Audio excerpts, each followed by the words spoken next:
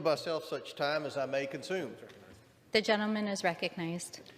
Madam Speaker, the bill the majority has titled Protecting Our Democracy Act does nothing to protect anything but the swamp.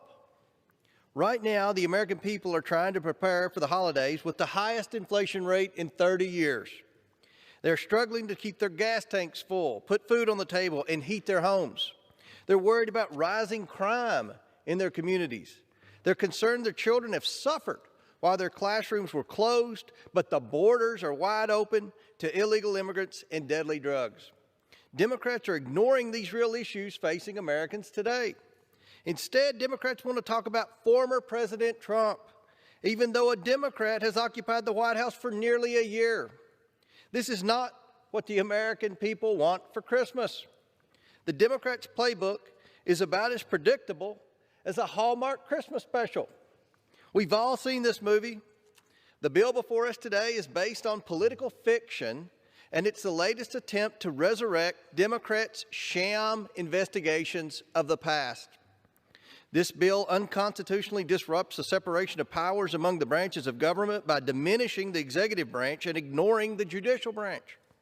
For example, the legislation interferes with the president's pardon power, a power completely vested with the president.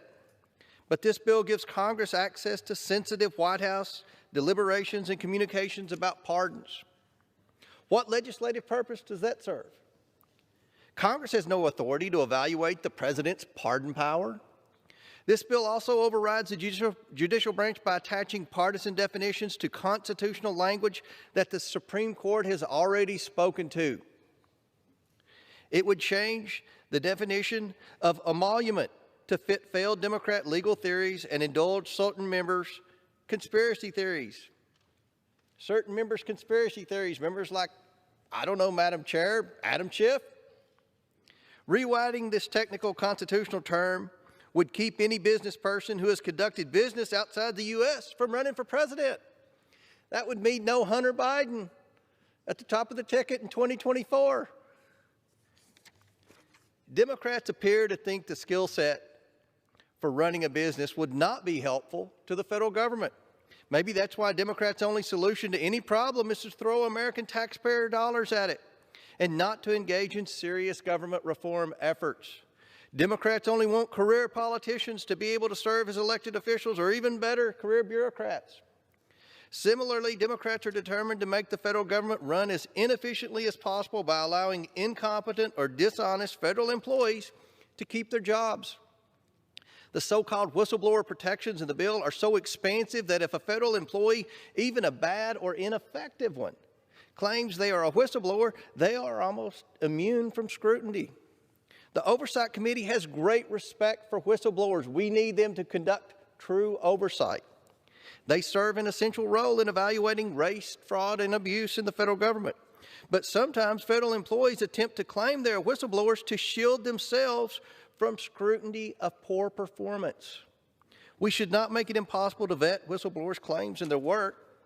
Further, the policy in the Democrats' bills to entrench inspectors general is another policy that reduces the efficiency of the federal government and another example of the legislative branch intruding on the operations of the executive branch. Madam Speaker, it's Christmas time. And instead of fixing the many problems created by President Biden, like the supply chain, energy, border, and economic crises, Democrats have decided to take up a sham bill and deliver a lump of coal to the American people. Instead of spending time on Democrats' favorite obsession, President Trump, we should instead take on the issues facing Americans today. Thank you, and I reserve the balance of my time. The gentleman reserves. The chair will receive a message. Madam Speaker, messages from the Senate. Madam Speaker. Madam Secretary. I have been directed by the Senate to inform the House that the Senate has passed S. 2293, an act to amend the Robert Stafford Disaster Relief and Emergency Assistance Act to provide certain employment rights to reservoirs of the Federal Emergency Management Agency and for other purposes in which the concurrence of the House is requested. The gentlewoman from New York is recognized. Madam Speaker, I now yield 1 minute and a half to the gentlelady from the great state of Connecticut, the distinguished chair of the Committee on Appropriations, Ms. Rosa DeLauro. The gentlewoman is recognized. Madam Speaker, I thank the gentlewoman for yielding and for her leadership alongside Chairman Schiff on this very important legislation. Madam Speaker, the previous administration played fast and loose with the American people's hard-earned tax dollars.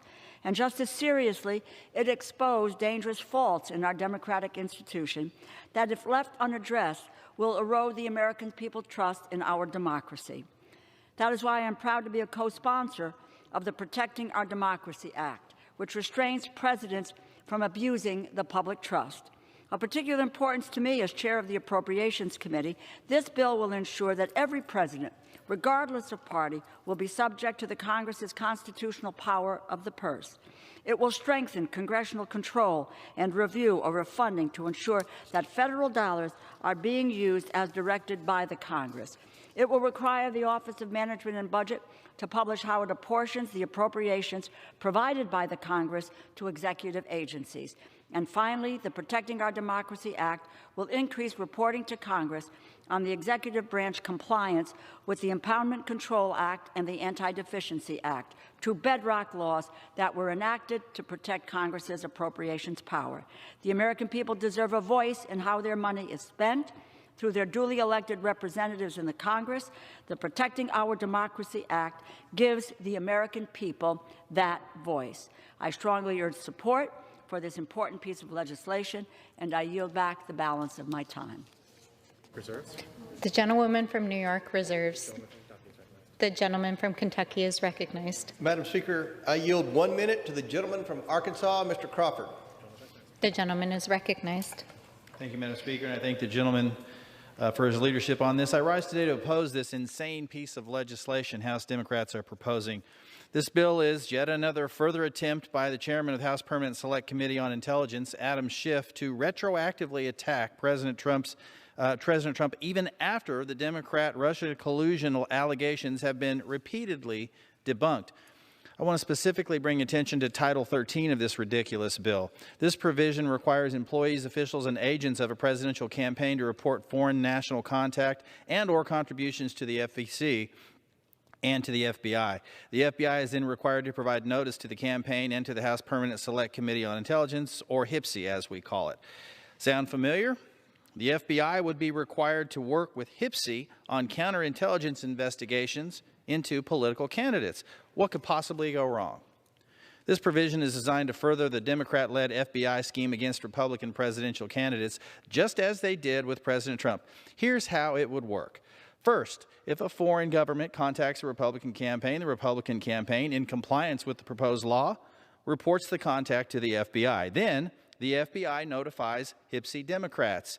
And somehow, the media miraculously finds out about it and runs story after story about the Republican campaign colluding with foreign government. 30 more seconds. Lather, rinse, is recognized. repeat. I'm not sure if anyone has told Chairman Schiff and House Democrats yet, but Donald Trump is unfortunately no longer president. Time to stop living in the past. The clear intent of this bill is to weaponize the federal government bureaucracy against Republican candidates. If this legislation becomes law, Mr. Speaker, or Madam Speaker rather, don't be surprised if we see Russian hoaxes every 2 years. And with that, I yield back. Gentleman from Kentucky reserves. Reserve the balance of my time. Gentlewoman from New York is recognized. Madam Speaker, I now yield 1.5 minutes to the gentleman from the great state of Oregon, the distinguished chair of the Committee on Transportation and Infrastructure, Mr. Peter DeFazio. The gentleman is recognized. This bill does not look back. Yeah, we saw the abuses of Donald Trump over, using the 1976 National Emergency Act in ways that had never, ever been used before to move money around to things because he couldn't get it appropriated through a Republican Senate and a Republican House. He couldn't get it done, so he moved the money around. Anybody who works in the House of Representatives or the Senate should be insulted that you want to empower a president. What about Joe Biden starts doing that? Don't you want to have these tools? Or any other future president of either party? This isn't about Donald Trump. It is about the Trump era, which exposed things that need to be fixed, and this law does that. Subpoena power. our subpoenas should be enforceable, whether they're from a Democratic Congress or a Republican Congress. They're not. You know, the Department of Justice needs to have a firewall between the White House and the Department of Justice. You can't have the president calling up the Department of Justice telling them to prosecute people or make stuff up. Any president of any party shouldn't be able to do that. And, you know, and then the president stopped money that Congress, Republican Congress, had sent for the Ukraine. Just stopped it. And then, you know, but apparently on the other side of the aisle, they feel like their job is to be handmaidens in case Trump comes back. They don't want to put in the protections now when Joe Biden's there, who they carry on about as abusive all the time. Why not put in the protections now? Because you want Donald Trump to be able to come back and continue these sorts of abuses. The gentleman's time has expired. The gentlewoman from